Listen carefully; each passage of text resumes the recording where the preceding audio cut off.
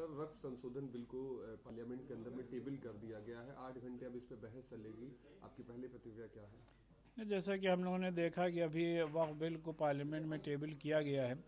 और अभी इस पर जाहिर सी बात है बहस होगी। हम लोगों की पूरी उम्मीद है कि हम लोगों की बातों को भी मेंबर्स ऑफ पार्लियामेंट में रखेंगे और पार्लियामेंट जो है वो आवाम का, मुल्क की आवाम का रिप्रेजेंटेटिव बॉडी है और हम ये समझते हैं कि मुसलमानों के जज्बात, एहसासात और रिलीजियस सेंटिमेंट्स का भी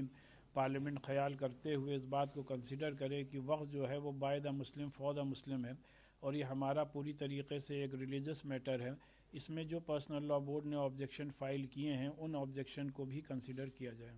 sir all India Muslim personal law board ने पटना में, दिल्ली में प्रदर्शन किया, साथ ही माह रमजान हो या अलविदा की नमाज ईद पर कहीं ना कहीं काले फीते बांध कर नमाज अदा की गई, उसके बावजूद लगातार आपका प्रदर्शन हुआ, अब केबल हो गया, तो आगे की क्या आपकी रणनीति होगी? ये पर्सनल लॉ बोर्ड ने अपने कॉन्स्टिट्यूशनल हक और इख्तियारात का इस्तेमाल करते हुए दिल्ली में भी, पटना में भी और अपने एक पुरअमन एहतजाज किया और पूरे मुल्क में लाखों की तादाद में मुसलमानों ने अपने हाथ पर काली पट्टी बांध करके पूरे पार्लियामेंट तक ये मैसेज भेजा है कि हम लोग इसके, पूरी मुस्लिम अवाम इसके ख़िलाफ़ है और क्यों ख़िलाफ़ है इस बात को भी बहुत डिटेल में बताया जा चुका है। तो आज ईद के तीसरे दिन जो ये